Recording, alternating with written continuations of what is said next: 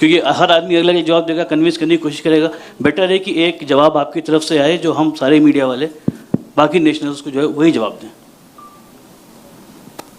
बहुत सही सवाल किया आपने कि आपके मन में ये आ रहा है कि सब कुछ ठीक है, फिर आप दूसरे देशों में क्यों जा रहे हो।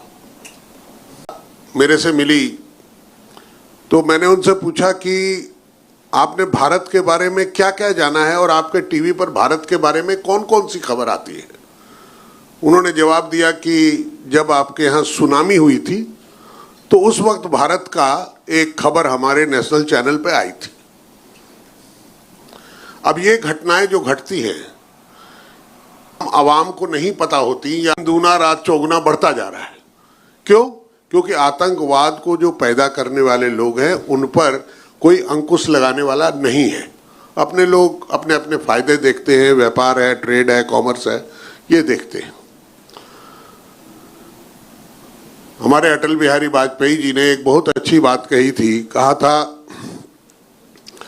कि भूगोल ये है कि हम भारत हैं और वो पाकिस्तान है। ये भूगोल है। हम भूगोल को तो बदल नहीं सकते, किंतु हाँ इतिहास जरूर बदल सकते हैं। इतिहास क्या है कि आज पाकिस्तान आतंकवादी देश है, हम उसको बदलकर सीधा कर सकते हैं,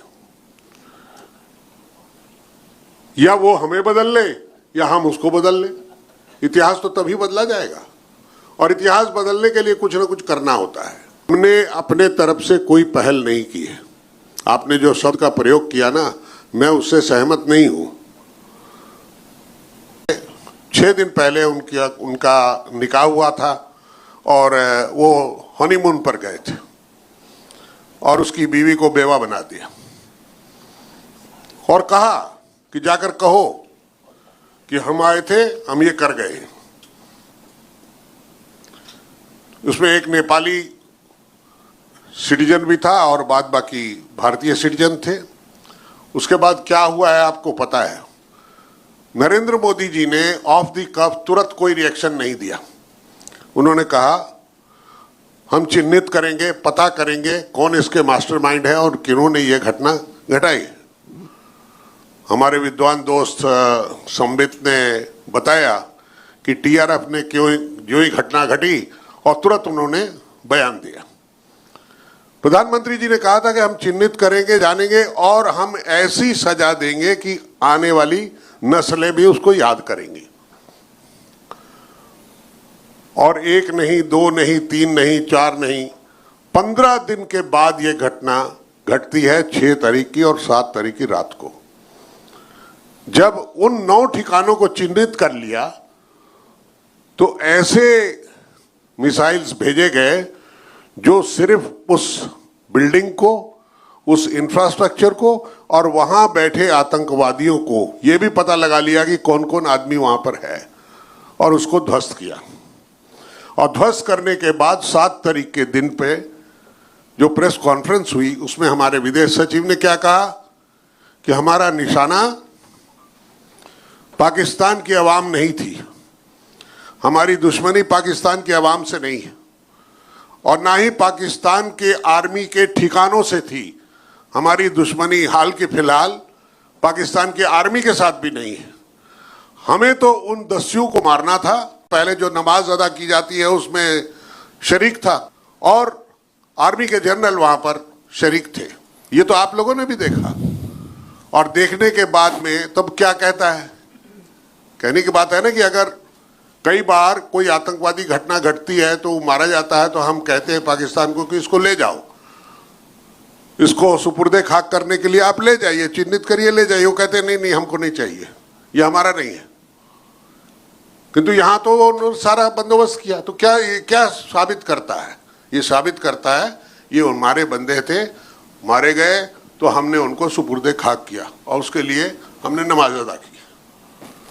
तो ये सब करने के बाद में दूसरे दिन रिएक्शन जो दिया उन्होंने जिस तरह से ड्रोन का और छोटी मिसाइलों के अटैक किए, ये तो हमारे पास टेक्नोलॉजी थी कि उनके भेजे हुए ड्रोन और भेजी हुई मिसाइलें हमने हवा पर ही ध्वस्त कर दी और वो खेतों में इधर उधर गिरे, किंतु उन्होंने निशाना बनाया हमारे आम जनता को। ये नहीं कि कोई आर्मी इंस्टॉलेशन पर वो भेजी थी, पर आम जनता को। जहाँ तक कि कश्मीर में पुंछ में एक गुरुद्वारे की बिल्डिंग को ध्वस्त किया, जहाँ पर वहाँ का ग्रंथी और दूसरे जो दर्शनार्थी थे उनका देहांत हो गया, जो ठहरे हुए थे गुरुद्वारे में, और एक मंदिर पे किया। तो प्लेसेस ऑफ वर्शिप को भी ठिकाना बनाया, निशाना बनाया। तब हमने जवाबी कार्रवाई में उनके खिलाफ कार्रवाई की, किंतु उसके बाद हमें ज़रूरत समझ आती थी कि क्योंकि सारे देश के जितने मुल्क हैं, भारत के साथी हैं, उन्होंने इसकी निंदा की, भत्सना की, जो कुछ हुआ है पहलगांव में। और कुछ लोग वहाँ गए कर जमीन में जाके देख के भी आए। जो अमजद ताहा एक अपने पॉलिटिकल इन्फ्लुएंसर हैं, यूएई के नौजवान हैं, वो अपनी टीम लेकर गए, बाकायदा वहाँ जाके मुआयना किया, वहाँ के लोगों से बातें की और उसके बाद उन्होंने अपना ट्वीट किया या लिखा या अपना भाषण दिया। तो मेरे कहने का मतलब है कि लोगों को बताने की जरूरत है पूरे वर्ल्ड में। कुछ लोग मुखर होकर इसकी निंदा कर रहे हैं, पहलगाम की घटना को। कुछ लोग ऐसा भी सोचते हैं कि भैया काहे हम इसके पजड़े में पड़े, हमारी अपनी समस्याएं हैं। किंतु अपनी समस्याएं हैं, किंतु पड़ोस मुल्क में क्या हो रहा है, क्या नहीं हो रहा। आज जो आग लगी है, आज हमारे यहाँ, कल को आपके यहाँ भी आ सकती है। तो इसको जानना जरूरी है। हम अमन पसंद हैं, हम सारे विश्व में अमन चाहते हैं, और वो जमाने चले गए कि हम लोग घोड़े पर सवार होकर दूसरे मुल्कों पर चढ़ जाते थे और लूट लेते थे, इन्वेजन कर लेते थे। आजकल ये जो काउंटर क्रॉस बॉर्डर टेररिज्म है, इसको रोकने का तरीका यही है कि पूरी दुनिया के लोग एक नई सोसाइटी में न्यू नॉर्मल को लेकर रहे हैं, जहां पर बम के धमाके, ग्रेनेड के और शेलिंग का नहीं, पर नॉर्मलसी पे। जब डायलॉग से सारा कुछ समस्या समाधान हो सकती है, तो उसमें क्या दिक्कत है। लोगों को मार के कोई समस्या का समाधान ना हुआ है आज तक, और ना आगे होने वाला है। तो इसलिए घरों के चिराग बुझाकर क्या होना। तो हम सब जगह जाकर अपनी बात कह रहे हैं, और हमने जो यूएई में पहला दिन गुजारा है, वहाँ तो हमने देखा कि 2 दिन से उन लोगों ने हमारे सवालों को बहुत सराहा और अपने तरफ से आगे बढ़कर 4 बातें और भी कहीं जिसकी उम्मीद हम नहीं करते थे, वैसी बातें उन्होंने भारत के पक्ष में कही। धन्यवाद।